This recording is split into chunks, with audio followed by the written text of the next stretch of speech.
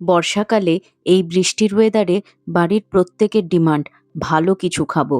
তাহলে আজকে আমি আপনাদের সাথে শেয়ার করছি ছাতুর কচুরি আর নিরামিষ আলুর দম। যেহেতু শ্রাবণ মাস, অনেকেই নিরামিষ খান, সেই ভেবে আজকে এই রেসিপিটা আপনাদের সাথে শেয়ার করলাম। নিরামিষ হলে কি হবে, স্বাদ কিন্তু মুখে লেগে থাকবে। তো চলুন দেখে নিই আজকের রেসিপি।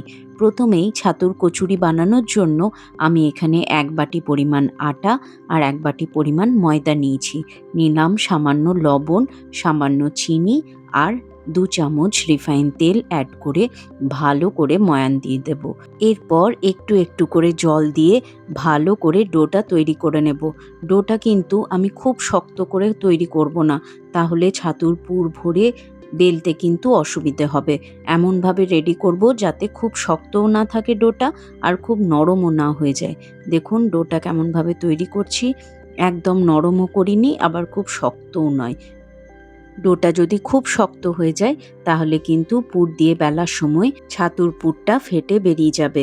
দেখুন সামান্য একটু তেল দিয়ে ভালোভাবে ভিজিয়ে রেখে দিচ্ছি ১৫ থেকে ২০ মিনিট। ততক্ষণে এই ডোটা রেস্টে থাকছে, ততক্ষণে চলুন ছাতুর পুরটা তৈরি করে নিই। খুব সহজভাবে ছাতুর পুরটা তৈরি করব, অথচ খেতে হবে ভীষণ টেস্টি।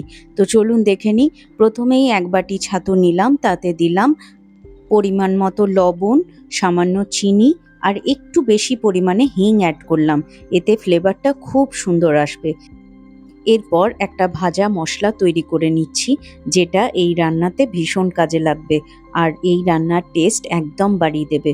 প্রথমে শুকনো লঙ্কা কয়েকটা একটু হালকা আঁচে আমি সেঁকে নিলাম। তারপর দিয়ে দিলাম গোটা ধনে, গোটা জিরে। এরপর হালকা নাড়াচাড়া করে যখন এর থেকে সুন্দর একটা ফ্লেভার বেরিয়ে আসবে, এটা একটা প্লেটের মধ্যে ঢেলে ঠান্ডা করে নিন। ঠান্ডা হয়ে গেলে তারপর ভালোভাবে গুঁড়িয়ে নিতে হবে। দেখুন এটা একটু ঠান্ডা করে নিচ্ছি ৫ মিনিট, তারপর গুঁড়ো করে নেব।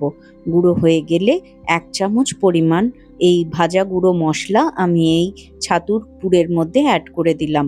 এরপর ভালোভাবে সমস্ত উপকরণগুলো শুকনো মিশিয়ে নেব। তারপর একটু একটু করে জল দিয়ে একটা ডো তৈরি করব।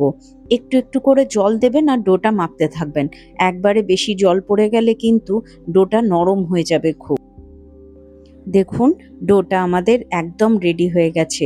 এই রকমভাবে একটা ডো বানিয়ে নিতে হবে ছাতুর। এটা আমরা পুর হিসেবে ব্যবহার করব। এই রকমভাবে ছাতুর ডোটা বানিয়ে নিলে কিন্তু কচুরির মধ্যে পুরগুলো বেরিয়ে যাবে না। এদিকে দেখুন আলুর দমের জন্য আমি নিয়েছি সেদ্ধ আলু। আলুটাকে বড় বড় করে আমি সেদ্ধ করে নিয়েছি কুকারে, তারপর হাতের সাহায্যে এরকম ভেঙে নিলাম। এর নাম দিয়েছি ভাঙা আলুর দম। তাহলে দেখুন কিভাবে বানাই। প্রথমেই দিয়ে দিলাম ১ ইঞ্চি পরিমাণ আদা আর দিয়ে দিলাম কাঁচা লঙ্কা। ঝালটা আপনারা যে যেরকমভাবে খাবেন সেই অনুযায়ী ঝালটা অ্যাড করবেন। তবে এই রান্নাটা একটু ঝাল ঝাল খেতেই বেশি ভালো লাগে। আদা, কাঁচা লঙ্কা হামালদিস্তার মধ্যে থেতো করে নিলাম। এই রান্নাতে কিন্তু এই থেতো করা মশলাটাই খেতে সবচেয়ে বেশি ভালো লাগে। আপনারা যদি হামালদিস্তা ব্যবহার করতে না চান সেক্ষেত্রে মিক্সিতে পেস্ট করে নেবেন। এরপর দেখুন আমি চলে আসছি রান্নায়। প্রথমেই কড়াইয়ে দিয়ে দিলাম ২ চামচ পরিমাণ সরষের তেল, তাতে ফোড়নে দিলাম ৫ ফোড়ন, দিলাম হিং আর তার সাথে যে আদা কাঁচা লঙ্কাটা বেটে রেখেছিলাম সেটা এখানে অ্যাড করে দিলাম। সামান্য নাড়াচাড়া করে আদার কাঁচা গন্ধটা চলে যাওয়া পর্যন্ত অপেক্ষা করব। ব্যাস, ২টো বড় সাইজের টমেটো টুকরো টুকরো করে এখানে অ্যাড করে দিলাম। এরপর ২ থেকে ৩ মিনিট লো টু মিডিয়াম হিটে এটা ঢাকা দিয়ে রেখে দেব, যাতে টমেটোটা একটু নরম হয়ে যায়। টমেটোটা দেখুন একটু নরম হয়ে গেছে। এরপর এখানে বেসিক কিছু গুঁড়ো মশলা আমি অ্যাড করে দেব। দিয়ে দিচ্ছি পরিমাণ মতো হলুদ গুঁড়ো আর দিয়ে দিচ্ছি কালারের জন্য কাশ্মীরি লঙ্কার গুঁড়ো। পরিমাণ মতো লবণ এখানে অ্যাড করলাম আর সামান্য একটু স্বাদটা ব্যালেন্স করার জন্য চিনি দিলাম। আপনারা না চাইলে চিনিটা স্কিপ করতে পারেন। এরপর ভালোভাবে মিশিয়ে নিয়ে মশলাটাকে ভালোভাবে কষিয়ে নেব যতক্ষণ না মশলার থেকে সুন্দরভাবে তেলটা ছেড়ে যাচ্ছে। দেখুন মশলা কষানো হয়ে গেছে। এরপর এখানে দিলাম 1/2 চামচ পরিমাণ গরম মশলা আর দিলাম 1 চামচ বড় কসুরি মেথি। ভালোভাবে হাতে করে ডলে এই কসুরি মেথিটা অ্যাড করবেন। ভীষণ সুন্দর একটা ফ্লেভার আসে এই রান্নাতে। কসুরি মেথিটা কিন্তু স্কিপ করবেন না, এটা অবশ্যই অ্যাড করবেন। তাহলে তরকারিটা কিন্তু একদম দোকানের মতো লাগবে খেতে। এত অপূর্ব হয় নিরামিষ এরকম একটা রেসিপি, খুব চটজলদি হয়েও যাবে কিন্তু খেতে হবে দুর্ধর্ষ। একবার হলেও ট্রাই করবেন, আশা করি আপনার ভীষণ ভালো লাগবে। এরপর সেদ্ধ করে রাখা ভাঙা আলুগুলো এখানে অ্যাড করে দিলাম। ভালোভাবে ৩ থেকে ৪ মিনিট কষিয়ে নেব। আলুগুলো মশলার সাথে ভালো করে কষানো হয়ে গেলে এরপর এখানে উষ্ণ গরম জল আমি একটু অ্যাড করে দিলাম। এখানে জলটা কিন্তু একটু বেশি পরিমাণে অ্যাড করবেন, কারণ এইটা একটু রসা রসা খেতেই বেশি ভালো লাগে। আর ছাতুর কচুরির সাথে একদম শুকনো শুকনোটা কিন্তু ভালো লাগবে না, একটু রসালো হলেই ভালো লাগবে এই তরকারিটা। দেখুন আমি একটু বেশি পরিমাণেই জল দিলাম। এরপর ৪ থেকে ৫ মিনিট লো টু মিডিয়াম হিটে রান্না করে নেব। ব্যাস, তাহলেই এখনই এত সুন্দর গন্ধ আসছে। এখনও কিন্তু রান্নার অনেকটাই বাকি, তবে প্রায় 80% রান্না কিন্তু এখানে হয়েই গেছে। তবে এই আলুর দমের এটাই হচ্ছে মেন টুইস্ট। যে ভাজা মশলাটা আমি বানিয়ে রেখেছিলাম বড় চামচের ২ চামচ, সেই ভাজা মশলা একদম শেষে আমি অ্যাড করে দিলাম। এই ভাজা মশলাটা মেশানোর ফলে এর টেস্টটা এত সুন্দর হয় যে পুরো বাড়িতে এর সুগন্ধ ছড়িয়ে পড়ে। দেখুন কতটা লোভনীয় হয়েছে, একবার হলেও ট্রাই করে দেখবেন। নিরামিষ হলে কি হবে, এটা কিন্তু ভীষণ মুখরোচক এবং ভীষণ টেস্টি। তরকারি আমাদের রেডি। এরপর চলে আসছি গরম গরম ছাতুর কচুরি বানাবো। দেখুন আমাদের ডোটা একদম রেডি হয়ে গেছে, একদম সুন্দরভাবে ডোটা রেডি। এরপর ভালোভাবে থেসে নিলাম আরেকটু। এরপর একে একে লই কেটে নেব। আমি যেরকমভাবে মাখা বেলা দেখাচ্ছি সেরকমভাবে করবেন। ছাতুর কচুরি বানালে অনেকেরই এই সমস্যাটা হয়, ছাতুর পুরটা বেরিয়ে যায় তেলের মধ্যে। কচুরির থেকে ছাতুর পুরটা যাতে না বেরোয় তার জন্য আমি যেরকমভাবে বলছি সেই রকমভাবে বানাবেন। দেখবেন তেল একদম পরিষ্কার থাকবে আর কচুরির পুরও বেরিয়ে আসবে না তেলের মধ্যে, এটা আমার গ্যারেন্টি। লইগুলো রেডি হয়ে গেছে।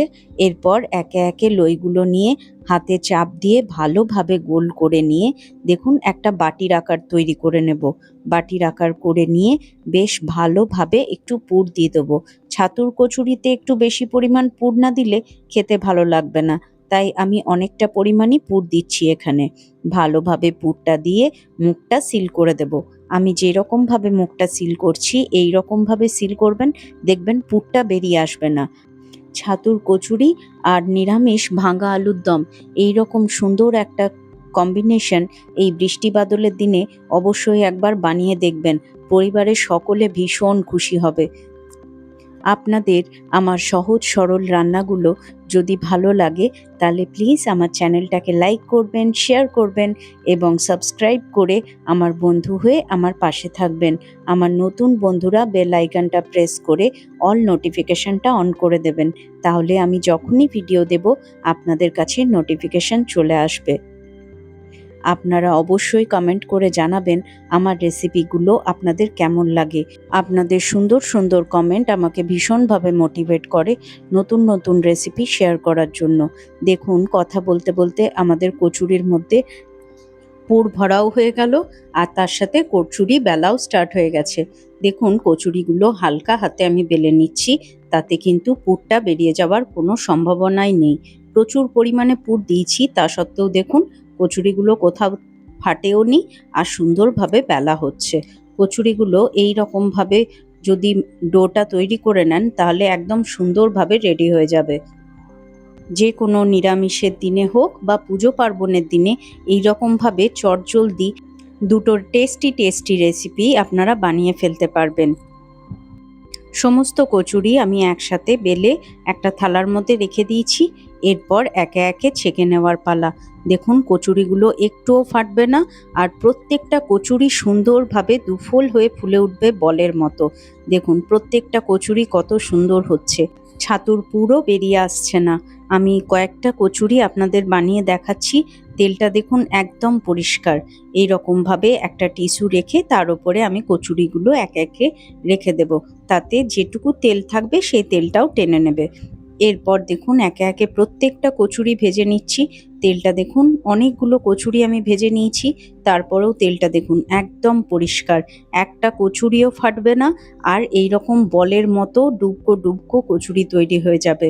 দেখুন কতটা লোভনীয় হয়েছে। এইভাবে বানিয়ে অবশ্যই একদিন বাড়ির সকলকে খুশি করে দিন। আশা করি আজকের রেসিপি দুটো আপনাদের ভালো লাগলো। আজকের মতো তাহলে এখানেই বিদায় নিচ্ছি। আপনারা সবাই ভালো থাকবেন, সুস্থ থাকবেন এবং আনন্দে থাকবেন। দেখা হবে নিত্য নতুন রেসিপি নিয়ে পরের ভিডিওতে। আজকের মতো বিদায় নিলাম। টাটা।